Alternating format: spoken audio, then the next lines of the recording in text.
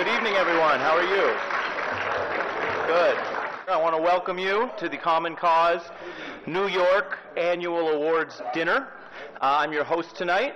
My name is Ari Melber. I am a news analyst at MSNBC and CNBC and a correspondent for The Nation magazine. Many of you will remember our past MCs have included Dylan Radigan and Calvin Trillin and Bill Moyers. So things are going a little downhill. They're getting a little younger,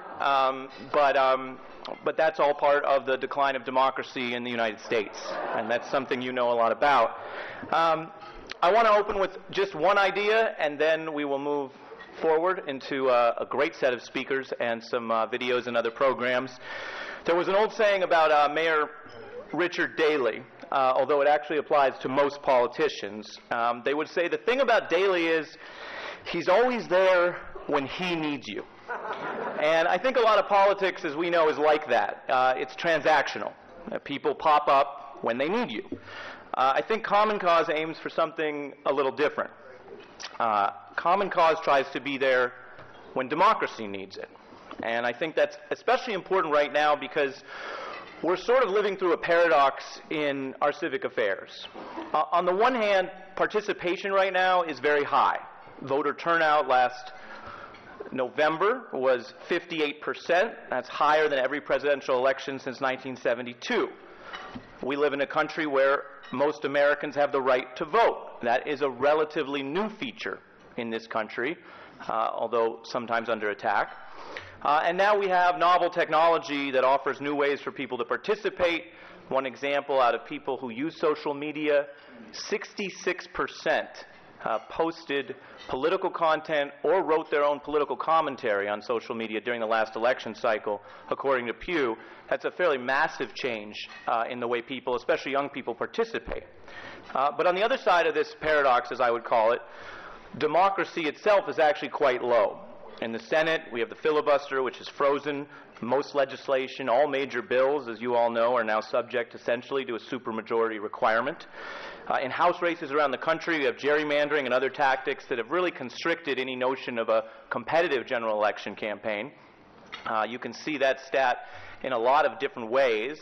I would argue the most potent may be that last cycle congressional approval was near an all-time low of 21%, but incumbents were reelected at a 91% rate. That was actually a slight improvement. In the previous 8 years, House incumbents were reelected at a 96% rate.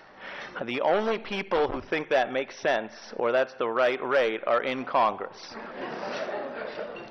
Now, on the other hand of all of that, an issue that's near and dear to many of you, we know that it is more expensive than ever to run for office, and that has its own distorting influence on democracy. So I think that's where, obviously, organizations like Common Cause step up. In New York, Common Cause has advocated for democracy, not a partisan advantage, in developing redistricting maps for House races, and some of those proposals were recently adopted in court-ordered redistricting just last March.